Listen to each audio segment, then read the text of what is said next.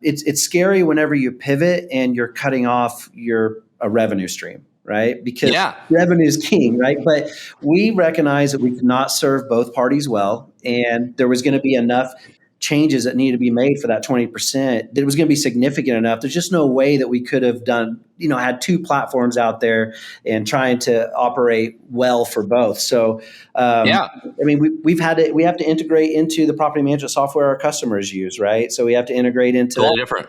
There's a lot of KPIs that, homeowners don't care about, but our property customers do. I mean, average time to completion, average time to, scheduling, percent of one trip resolutions.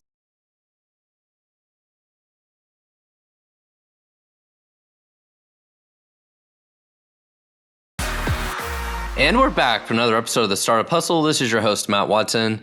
Today, excited to be joined by another founder here in Kansas City, where I am. Mr. Bo Lais is with us, the founder and CEO of Lula. Very cool company that started in a B2C type of business model and pivoted to B2B and has been extremely successful. We're going to talk today about his pivot and, the success that came from it and lessons learned along the way. Before we get it started, I do want to remind you today's episode is brought to you by Fullscale, which is my company. We have over 300 employees helping everybody do all types of software development, front end, back end, mobile, QA, whatever your tech stack is. We can probably help you. Check us out at fullscale.io. Bo, welcome to the show, man. Yep. Thanks for having me, Matt. Good to be here. Are you still in the mode of Kansas City Chiefs like Super Bowl victory, or is that kind of worn off yet? No, I think it's worn off. We still got some employees out running around with their new championship pullovers. But yeah, I think we turned the page and got back to work, but everyone's still enjoying it. So I'm really excited to talk about your journey today. Being that you're in Kansas City, you and I have met a few times. You were actually on this podcast a long time ago. And you guys, probably under the radar here have built a very successful company. Most people probably have no idea who your company is, and that's usually the case. But I'd love to learn a little more about how this company started. I know originally, you set out to build a B2C, business to consumer, more consumer-facing businesses, which I personally find to be extremely hard. And I think that's what you're going to tell us today is why it was so hard and why you pivoted. So I'm really excited to hear more about the story today.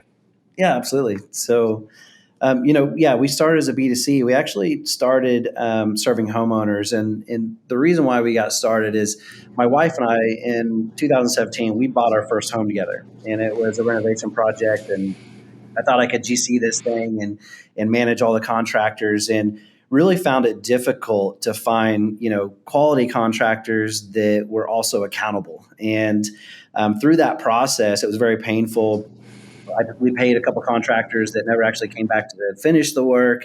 Managing their schedules and actually getting them to show up on time was a challenge. And so, during that process, with having a background in IT, I was just, with advanced technology and instant communication, it's like, there's got to be a better way. So when we first went to market, and it was like November of 2017, it was a homeowners app that immediately connected homeowners with instantly available and fully vetted contractors. And then we facilitated the transaction. So we acted almost like an escrow service where, we'd connect a homeowner with a fully vetted contractor, verify that the homeowner had the funds available, but would not release those funds until the homeowner was, satisfied with the work and happy. And then we release those funds to the contractor from our platform. But as we got into the market over about a year, I would say, we started to look at our data and noticed that about 80% of our volume was coming from about 20% of those, our member base, if you will. So we started picking up the phone and talking to these customers. And they ended up being DIY landlords or real estate agents that had multiple single family rentals, and they just found it much easier to use our on-demand platform than to go to your lead generation platforms, if you will. It was faster to get a faster resolution for the residents through our platform than it was through those lead generation platforms. So we actually started taking a look at the property management space, and that's when we actually decided to move into the property management space and focus on the single family rentals. So when you started this, would you say you were primarily competing with the likes of like Angie's? I think there's like Thumbtack and like some Yeah. different sites, right? Like that, right? Like, so did you set out in the beginning like, hey, we're going to go compete with Home Advisor and Angie's List? Like, that's where you started? Yeah, so that's where we started, and those are giants, right, in the space. Yeah. The B2C models, could be very expensive from advertising perspective without like a distribution channel partner. And it wasn't that we were, trying to target them specifically, but that's just the space that we found ourselves in. I think the difference is that we had a highly curated network of contractors, right? Whereas in a lead generation platform, you don't always know who you're going to be working with, and that was the Yeah. struggle for us. Is when I actually used those platforms when we were trying to find contractors for our renovation before I got into this space, and just found it very difficult to peel through and find the right contractors that would actually follow through on what they wanted. Well, and I know I have some experiences for multiple reasons. Like, so my company at Capacity, we kind of live in the same space. Like our customers are plumbing, HVAC, and electrical, and so I have some experience in this industry from different perspective than you, but related experience. And I mean, there are some people that won't show up to your house unless they know they're going to charge like $400 just to repair your toilet. Yeah, Right? yeah, Like the absolutely. cost of what they also charge is astronomical. And if you're and I don't want to say they're taking advantage of people, but their business model and how they do that, like they get in your home and they really can try and charge a lot of money, right? Where especially if you're like, hey, I have these 10 rental homes, I'm trying to get this crap done as cheap as possible. Yeah, You might be looking for a totally different contractor, is my point, than yeah. the one that's advertising on TV that probably is charging premium once they get into your house. Yeah, absolutely. Some of the learnings we found is, we thought we were going to go from the B2C space to the property management space, and we thought we knew everything, right? And it was a big learning curve. There's it's very price sensitive in the property management space. Hmm. So you got to have some really competitively priced contractors. There's NTEs, not to exceeds, right? So what that means is, let's say we have a customer that's got a global NTE of $300. We're pre-authorized to go do work up to 300, but if we get on site and it's going to cost more than that, then we've got to get authorization from either the asset owner or our customer, the property manager.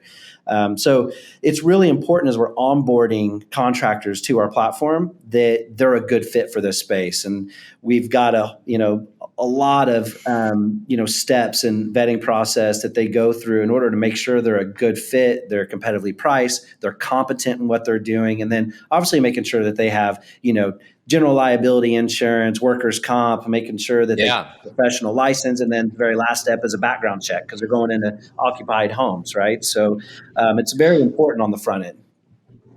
Well, and going back to the original business model, you started with a two-sided marketplace, and I feel like a lot of other entrepreneurs have this similar idea that always involves a two-sided marketplace, be it a dating website or a company like this, whatever, where you got to have two different parties involved to make the transaction, right?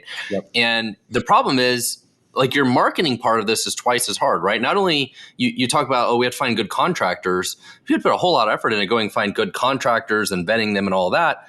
But then you still don't have the homeowners and the demand to hire them, right? So it's like you have to do double the marketing effort. And that's why I feel like these sort of marketplaces are super challenging. Yeah, marketplaces are super challenging. This isn't my first startup, but it's my first time with a marketplace. It's almost three-sided because you've got, almost four-sided, if you will. I mean, you've got your residents, the renters, right? You've got your contractors, but then we also have our customers, the property management companies. But then we're also dealing with asset owners, which are customers of our customers a lot of times as well, Yeah. larger approvals. We have a pretty solid playbook now, but out of the gates, it was really difficult, right? It's like the chicken and egg problem, right? Like, what do you get? You can't start taking work until you have the contractors, but we've gotten much, much better in that process as we move forward. So as you started out in the B2C, obviously that was the struggle of trying to find, okay, how do we find the homeowners or the right kind of customer? Right. And as you mentioned, you were doing the customer research. For kudos to you to actually doing the customer research and not thinking you're just the smartest guy in the room. You're actually talking to the customers, and you keep seeing this echo chamber of like, look, these are homeowners. They're people that own multiple properties, or they're in real estate, they're trying to flip real estate, whatever it is, but it's like they're dealing with multiple houses. And so at what point did that light bulb go off and you're like, you know what, maybe we should change, our model? Well, I mean, I think it was, the light bulb moment really was when we started seeing the volume coming from these individuals, right? The DIY landlords and whatnot that really had a big pain point.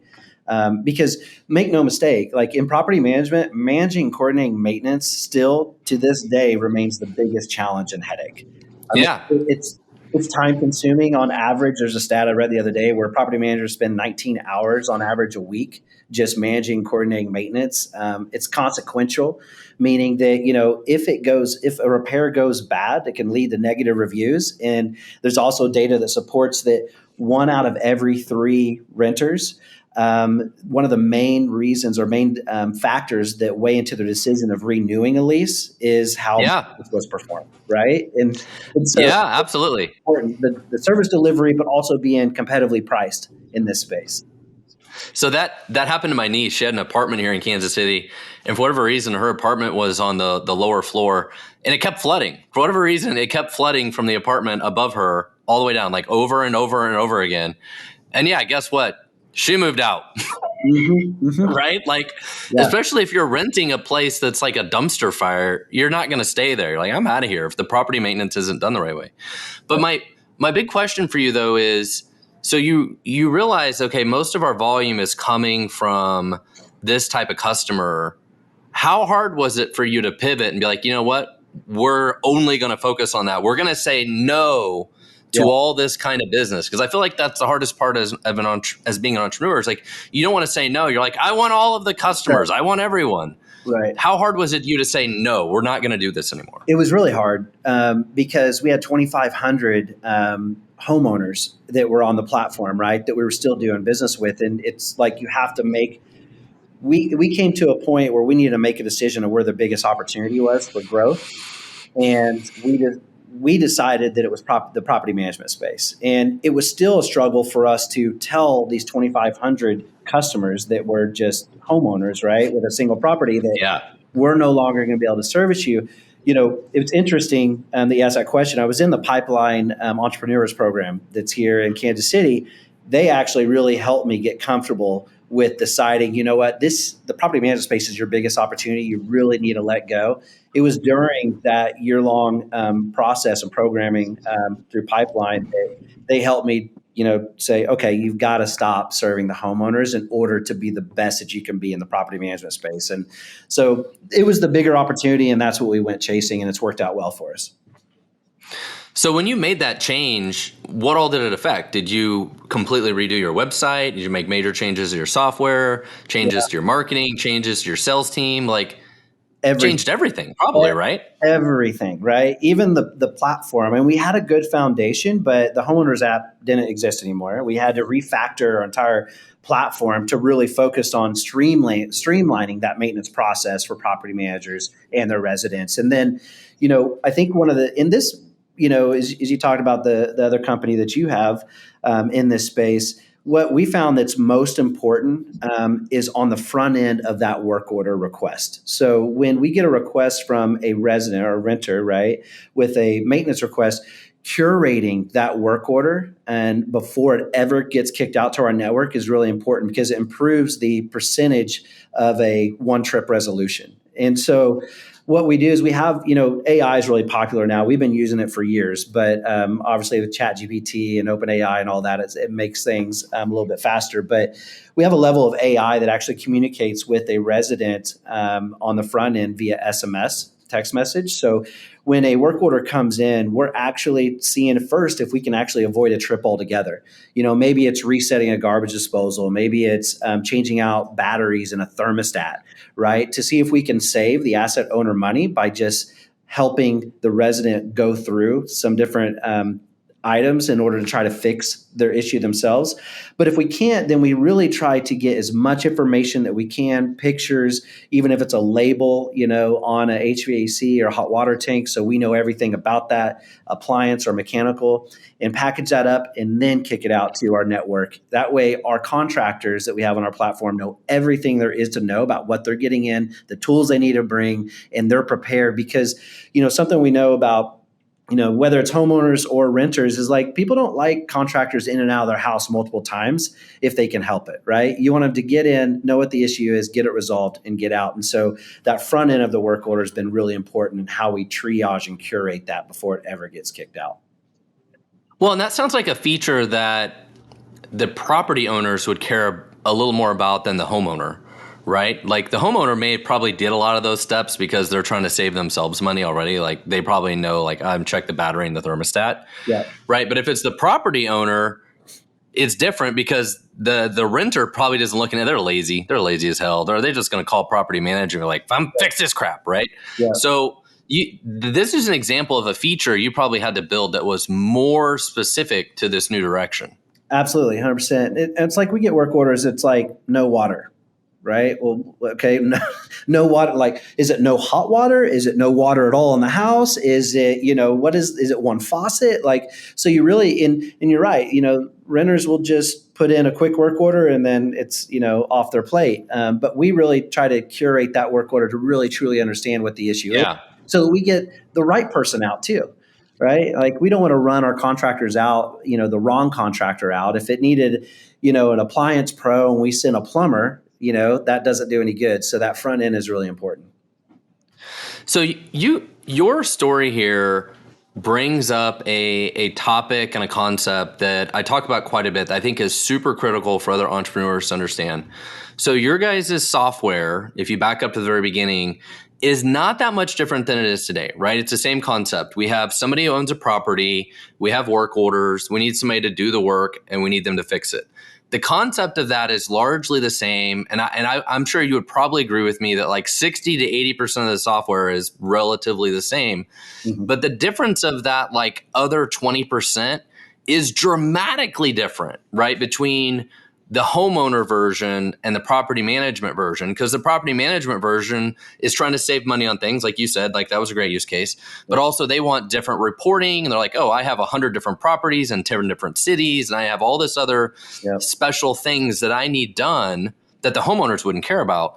And that 20% of the difference is a huge difference. And the reason this is so important is back to the beginning of the conversation. If you say, look, I'm going to build a software product that is both perfect for a homeowner and perfect for a property management company, you would have failed. Yep. Because that 20% has to be dramatically different. And you're really going to struggle to serve like both customer bases, right? And so, but that's the hard part as entrepreneurs saying, you know what? I'm going to go all in and build that 20% that is super, super special for just this niche. Yeah, but it's important, right? And I think for us, it's always scary as an early stage company. And I still consider us early, although we've been around for a while now and having some decent success. But it's scary whenever you pivot and you're cutting off a revenue stream. Right? Because revenue is king, right? But we recognize that we could not serve both parties well. And there was going to be enough changes that needed to be made for that 20% that it was going to be significant enough. There's just no way that we could have done, had two platforms out there and trying to operate well for both. So, I mean, we have to integrate into the property management software our customers use, right? So we have to integrate into totally different.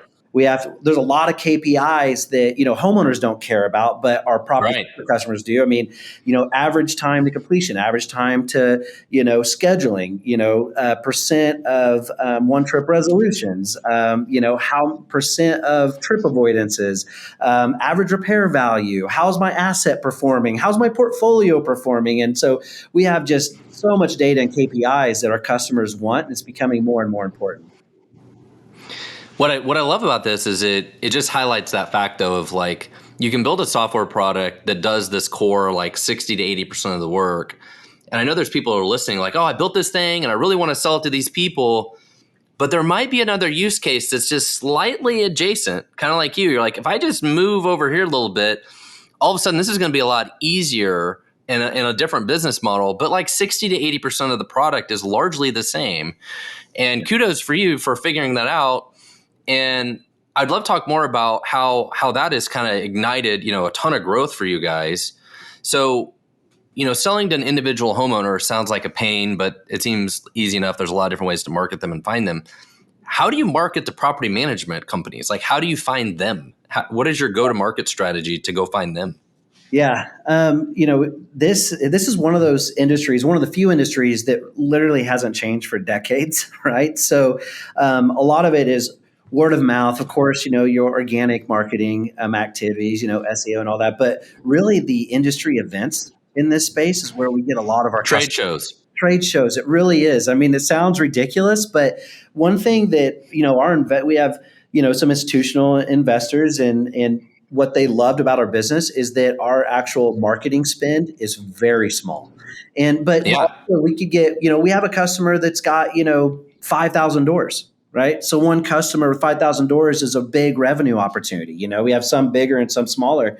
But it's a lot less expensive than going after one homeowner with one house. Right. Yeah. A lot less competitive. So trade shows really has been one of the best places for us. And a lot of the, your organizations too that they have that we're part of, that the industry, authorities in the space get together. And so that's really where a lot of our business is being driven from.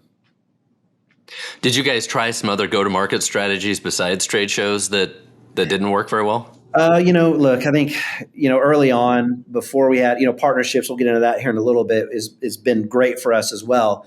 But, we did the paid marketing thing, right? We did the pay per click, Facebook ads and all that early on, and just spent an outrageously amount of money that just didn't have a good return on investment.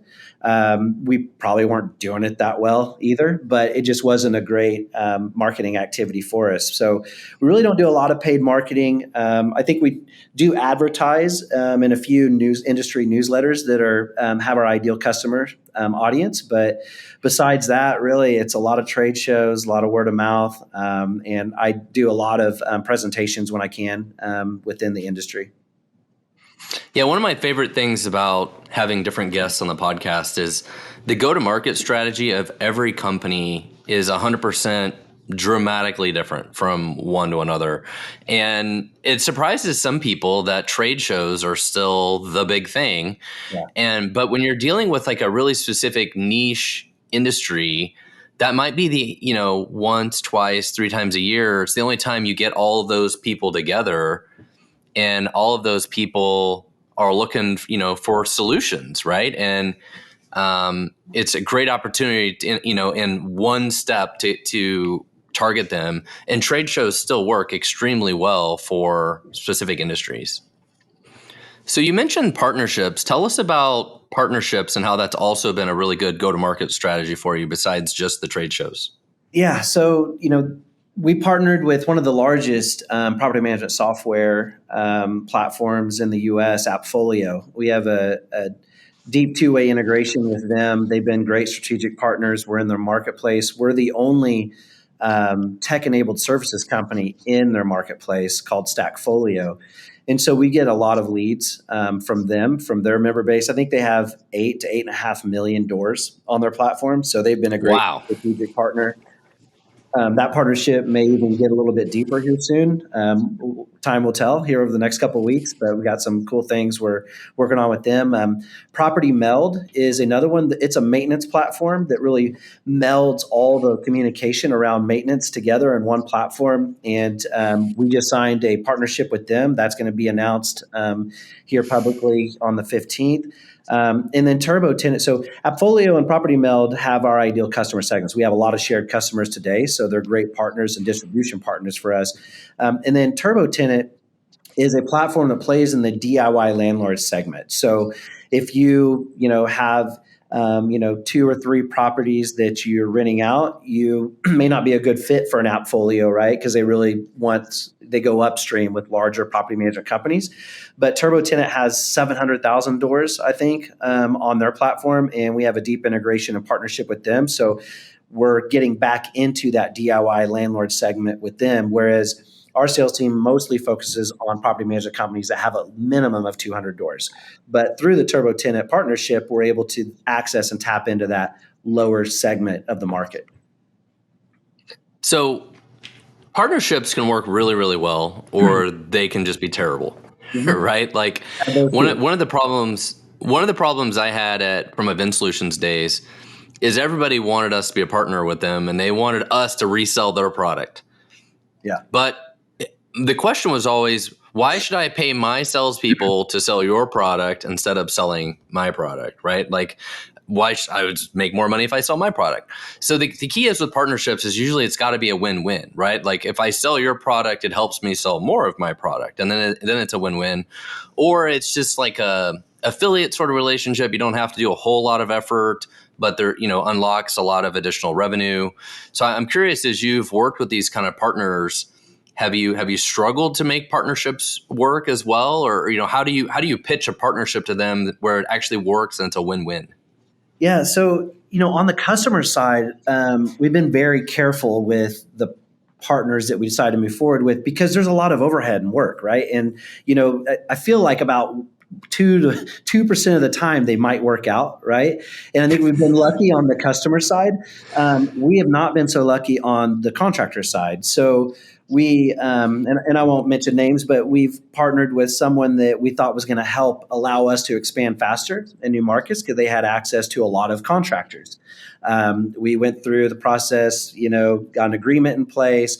Our tech teams got together, did a deep integration, and 3 months in, we all realized this was not going to work, right? So you have to be careful when you move forward with a partnership to really understand and that your vision is aligned and your ideal customers are the same in a lot of cases. You have to really be able to have a strong path forward because you spend an enormous amount of time and money on a partnership, and if they don't work out, like that's just lost time and resources. So we've been successful on the customer side, not so much on the provider side. Because it's ultimately got to be a win-win. So on the customer side, it's always been kind of a win-win, right? Because like they have a problem, they have work that needs to be done. You provide a new revenue stream probably to that vendor, and so it's kind of an easy win-win for them on that side. Yeah, let's talk through Appfolio real quick. So we love their product. They've got a great property management software platform. It's one of the best in the market. They've got a huge amount of market share, but customers that we engage with, without a deep integration, there was gaps and lack of visibility sometimes in what was going on with the actual work order. And so by doing a deep two-way integration, we can now provide real-time visibility 2 ways, right? Back into their system of records so that they didn't have to also have our platform open, like have that swivel chair, if you will, right? And so it actually made Appfolio's product even stronger, and it allowed our customers to get the maintenance service they wanted from us, and they still have everything living in their system of record, which is Appfolio's PMS system. And so that was a really strong use case, and it's proved out to be very beneficial for both parties. So, and did that create a great new revenue stream for them too? Yeah, so they charge a recurring, a membership fee, if you will. I don't know if membership fee is the right word, but they charge a fee in order to have access to the Stackfolio. If you're a customer of Appfolio and you want access to us through the integration, you're going to pay a small yearly fee, but the upside and value add that you get is tremendous, and so it also makes their product stickier, and we get what we want. The work, right? If we make it easier for our customer to send us the work, which is how we monetize the actual transaction and a take rate, so that's how we make our money. We just want the work, and so it's been a nice partnership. So before we start recording, you mentioned that even though you guys made this pivot to B2C, you're dealing with property management, things are going really, really well. The business model still continues to change a little bit. You mentioned you were starting to do more like contracts and changing a little bit of how you deal with the property management firms, kind of to what you just mentioned. So I was curious if you could tell us a little more about, how your kind of business model and how you sell to them as kind of continues to evolve, as the company grows and evolves. Yeah, when we first entered the property management space, we essentially said, look, we'll do an integration with your existing PM property management software system if we can. Sometimes it was a one-way integration where we could just consume and ingest that work order when it was kicked off, but couldn't always put the information back. Now we've got deeper integrations. But it was ad hoc. So it'd say if you're a property management company, we enter into a relationship. There was no contract. You didn't pay us a per door per month fee, no recurring fee. We're going to monetize the work that you send us, and you can send us as much as you want or as little as you want. But what we realized over time is our customers are like, we really, we're having to staff up maintenance coordinators as we continue to grow. And once you get past, 100, 200 doors, like there's maintenance tickets all day, every day. It never stops. And the larger you get, just the bigger that headache gets. And our customers were like, we really would love if you could actually just take all the inbound requests directly from our residents and take that off our plate so that we can, lean up our operations a little bit and not have to worry about staffing maintenance coordinators.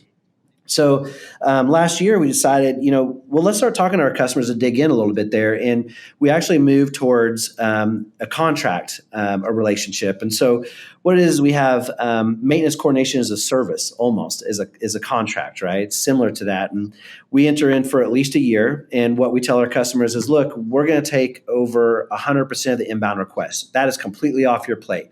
All your residents that are renting your properties, when they have a work order, they're going to submit a ticket directly to us or call on the phone for those that still do that. In exchange, you're going to guarantee that we're going to get 90% of your volume, right? So because that's how we make our money, through the transaction. And we always get asked, well, why don't you ask for 100%? Well, we ask for 90% because some of our customers have in-house W-2 maintenance techs maybe that they want to keep busy, or maybe they have that, plumber or HVAC contractor that they've been loyal to. They really want to try to keep him busy. But we ask for at least 90% volume, and it allows us to have a really big share of the wallet for our customers. We can quantify the net revenue value of each contract, and really allows us to enter into a partnership, right? Because we're in this together and working together to deliver the best maintenance service that we both can. And it's worked out really well for us, and it's really helped us have better predictability about our business finances moving forward, and really deepen the relationships with our customers. And the results have been tremendous. We just did a case study with one of our very early contracts that we signed last year, and the results are tremendous for their business, which is what we love to see. So you guys have been very successful with the property management, and these are, primarily all single family homes. Mm-hmm. But I'm sure you've had a lot of people try and pull you into doing service for like Airbnb or like apartments or commercial property, all sorts of things. I'm curious, so how have you fought that battle over time of trying to stay focused? Do you get distracted trying to think about these other things? Like, how do you balance that? No, we did experiment with Airbnbs for a while, but it's a different ball game. Every work order with a short-term rental is an emergency, right? Because you got the person in there for a very short period of time. And we did fairly well, but all these things can be distractions. We've been asked for the last 3 years by home warranty companies to get involved in the home warranty space, and we've continually said no. We do plan commercials and retail. There's different licenses that need done with contractors for those too. Like every one of these different segments, there's a lot that comes with it. And there's the SFR space, single family rental space, is still huge. Like we have a very small percent of that market. And until we really grow and mature in that market, we try to say no to everything else. Now, multifamily is on the agenda for this year for us to get involved in multifamily rentals. But beyond that, we're going to say no to just about everything else because there's a lot deeper penetration that we can do, and we need to remain focused. But that's hard, isn't it? Right? It's hard when somebody calls you up and like, "Hey, I'm in Kansas City, right down the street. I've got 500 apartment, in the city. Can you help me?" It's got to be hard to say no every time. Yeah, it's hard. It's hard to say no to revenue, right? But it can also disrupt what you're trying to build at the same time. It can be a disruption. it doesn't mean like 2-3 years from now that we won't be back in short-term rentals or we won't be doing Yeah. retail spaces, because the model is similar, but there's enough. It goes back to just the technology platform. You talk about that 20 to 30% is just Yeah. enough that it's a big undertaking. It's the same when you get in some of these other segments. So we still have a tremendous opportunity in the SFR space, and then we're going to jump to multifamily, and then we'll see where it goes years down the road. Well, kudos to you for understanding the focus part of it.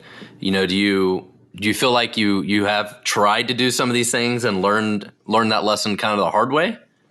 We short-term rentals, yes, that was kind of a lesson where, okay, it's not working the way that we need it to. It's different enough from long-term rentals that it just wasn't worth the uphill battle at the time. We got really close with a home warranty company, and that, towards the end of, finalizing agreement, we pulled the plug. There's too many different nuances there too. And so, it's, as long, look, if we're hitting our revenue goals and we're still growing, at a really good clip, like, we're going to continue to say no and remain focused. So one of the things you told me earlier today was one of the hardest things you've had to figure out as a company, as a business, is hiring. And I'm curious if you tell us more about what you've learned about hiring. You have about 70 employees or so, what you've had to learn over time that has been a big change for you on the hiring side. Well, I think finding the right candidates, right, is really important. Look, it's no secret, hiring and training is really expensive. And it's really expensive for the company if you just turn around a few months later and realize this isn't working, right? And you've got to make a change. So you want to get the candidates right and the hiring process right. I think for us, when we, years ago when we first started, like, we had some core values on the wall that we, feels like at the time we kind of drew out of a hat. And really, as we evolved as a company, we really understood what our core values actually were, right? And I think, on a wall we had like 10. If you asked me what those 10 core values were, I don't know if I could tell you, right? But now we've really dialed in to where we've got 5 core values, and it's, we're customer obsessed. I think a lot of companies have that, right? You have to be obsessed about your customers, listen to the market and respond quickly. But we think differently. We hustle. We finish what we start, and we care for one another. Those are our core values now. And at the front end of hiring, the very first step of the hiring process is to make sure the candidate agrees and aligns with those core values. If so, okay, now let's move to the next step. If not, thank you for your time. This probably isn't going to be a good place for you. So I think really understanding that's important, and it's helped us with hiring tremendously. Now, are you guys all based in Kansas City, or are you hiring kind of nationwide?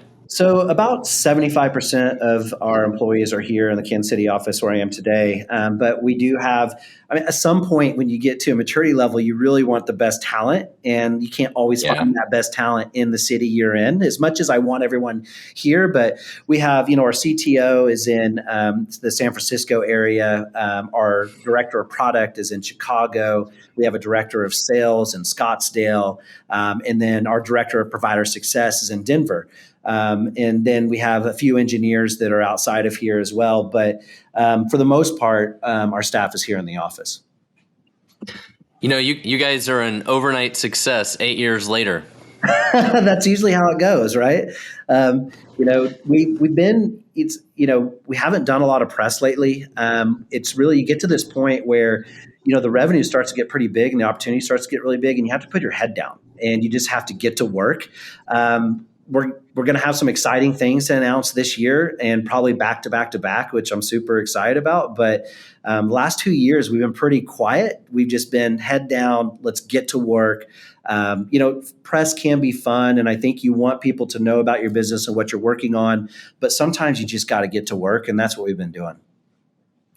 Well, what I love about your story is it's just a great niche business, software, like you said, tech-enabled business. A lot of people want to go build the next, Facebook or this big thing and all this, where a lot of companies are more like yours. They're under the radar. They're solving real-world problems, property managers that literally have shit all over the place because the toilet exploded and needs to be fixed, right? Like real-world problems, right? And it's a great business, a fantastic business. It's a great story. And so glad you were on the podcast, years ago and back on today. And thank you so much for joining us and doing this today. Yeah, appreciate coming, being allowed to get on here and give an update. I think that, hopefully we can do this 3 years from now and have an even bigger update, right? But yeah, absolutely. Super happy to be here. It's always good to talk to you, Matt, and I'm always curious to what you're up to. And yeah, it's great. So thanks for having me. Well, if anybody's out there and you need software developers, QA, anything to do with building software, check us out at fullscale.io. No matter what your tech stack is, front end, back end work, mobile, QA, all the different stuff, check us out at fullscale.io.